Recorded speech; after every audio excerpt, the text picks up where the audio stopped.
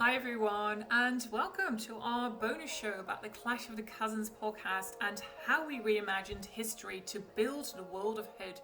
My name is Anne de Korte, and I'm the creator and showrunner of the whole project. And I'm here with Stephen.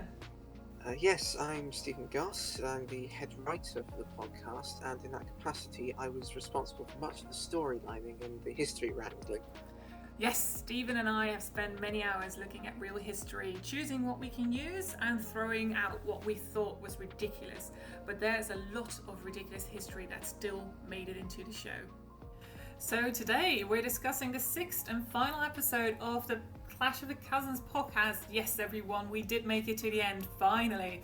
Although, maybe we want more. But yeah, what we'll discuss today is mainly the Battle of Lincoln and the ending of the Anarchy. This is taken relatively from real history. The Battle of Lincoln took place in February 1141 and was one of the most decisive moments within the 20-year war that was called the Anarchy. So, like in the story, as in reality, Lincoln Castle belonged to the Chester family, and Stephen of Blois besieged it, and they asked help from Maud and her army. So, in reality, Maud was actually not on the battlefield where she is in our story. Her army was led by her brother Robert of Gloucester. And of course, Ranulph, the Earl of Chester, was involved. They also had some help from Welsh troops who were led by the Welsh king's brother, because the king himself was staying impartial in all of this. Stephen's side was mainly made up of English nobility, including William of Ypres, Gilbert of Hertford, William of Aumale, and my apologies if I pronounced that all wrong. But his side was markedly short of a cavalry. And as soon as the battle began, a lot of his supporters, Stephen's supporters, actually fled the battlefield, mainly earls. The majority of the barons actually did stay loyal and stayed with Stephen up until they were captured. And this is actually quite funny because we kind of use this in our story, in which it's, to be fair, is a bit different because all of these simple soldiers and earls were faced with this power, this immense power of these Nereidae, and who blames them for being frightened? I would be. I think you would be too. So, to be fair, in our story, they've got a little bit more to flee from. So the battle itself started with a bit of victory. It's not really victory. A bit of an advantage for Stephen, as William of Ypres and William of Aumale went to the left flank and sort of squashed the entire Welsh army, but they were then again beset by Ranulph forces and they were overwhelmed by them. They had to fight themselves and they lost a lot of their men. And Stephen himself was actually captured and he was sent to Bristol, where he was imprisoned and where sort of like the next stage of this anarchy war took place. Whereas in our story, we killed Stephen. So we made a tiny change, as you do as writers, by killing one of the most important people in this particular conflict.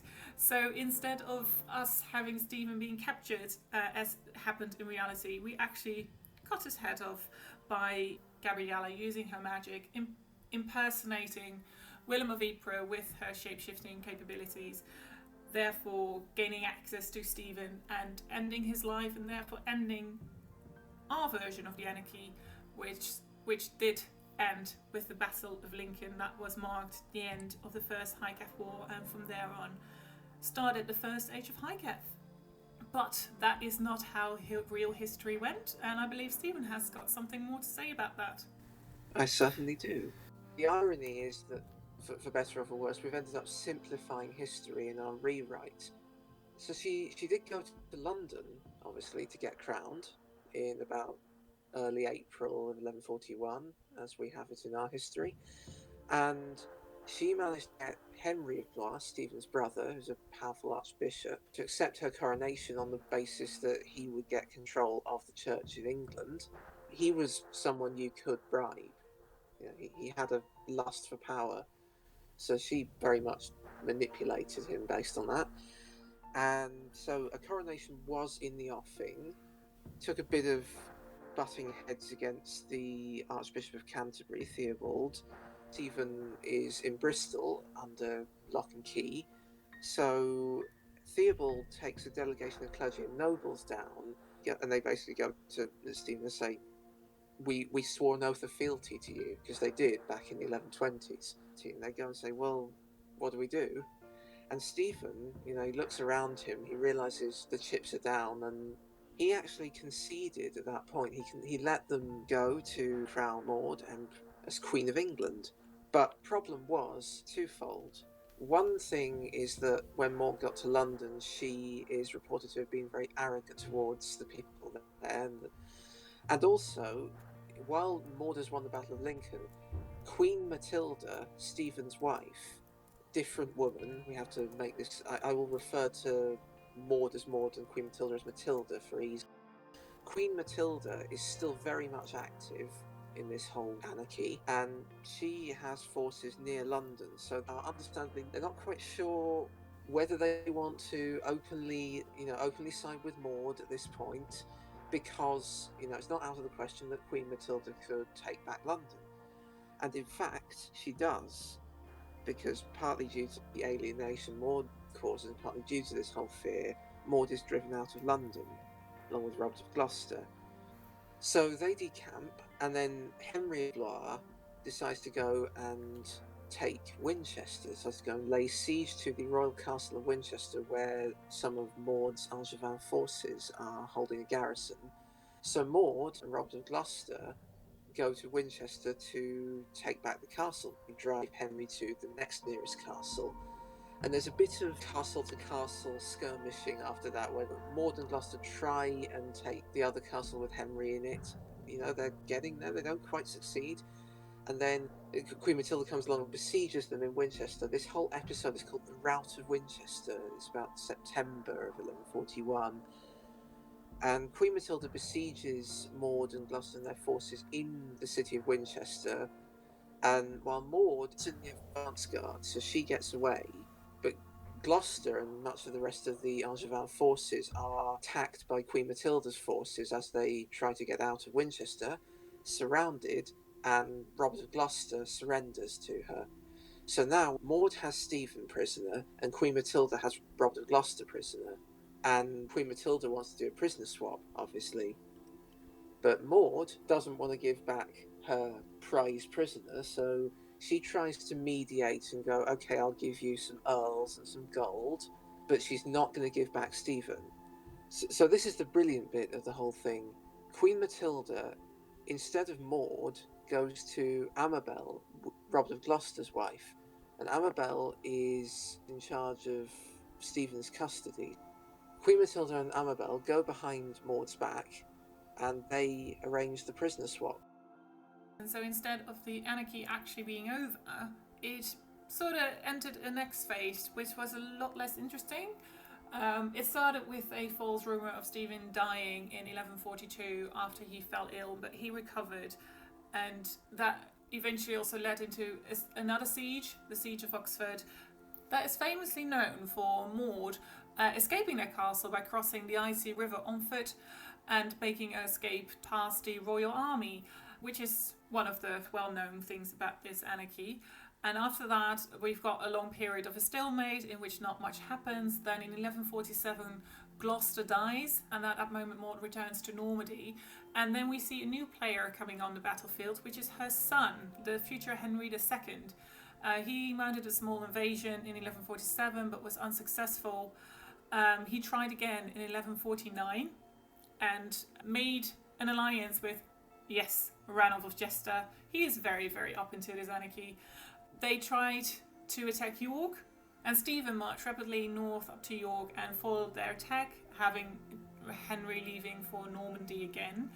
Then we've got the issue of Stephen's son. Stephen actually had a son and potential heir, he was trying to get crowned during his own lifetime, which was not a custom that was held in England. It was a custom that was done in France, but not in England, and the Pope would not give his blessing over this, so refused to crown Eustace.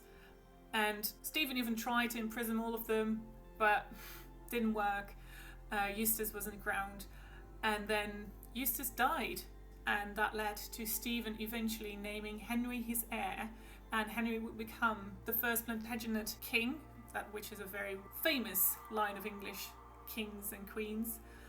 But yes, this choice ended the anarchy that lasted nearly 2 decades.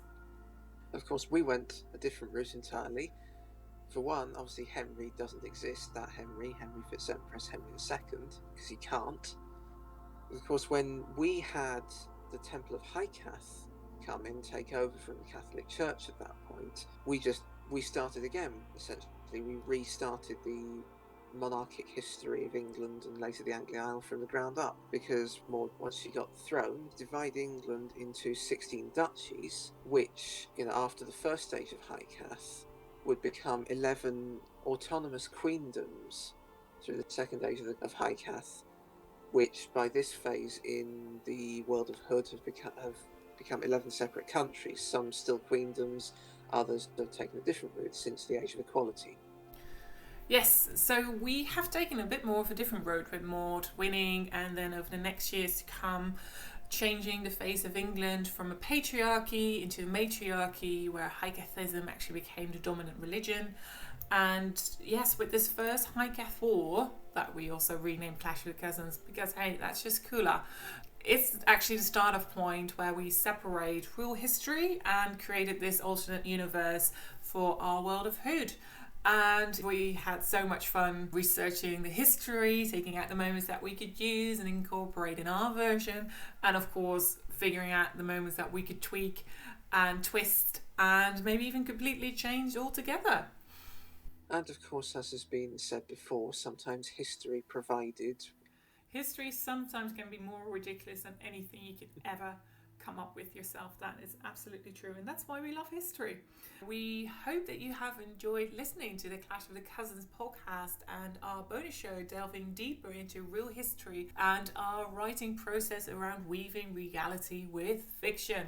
We want to thank you for giving us your support, and we hope to see you again with one of our other projects or a potential second season. Until then.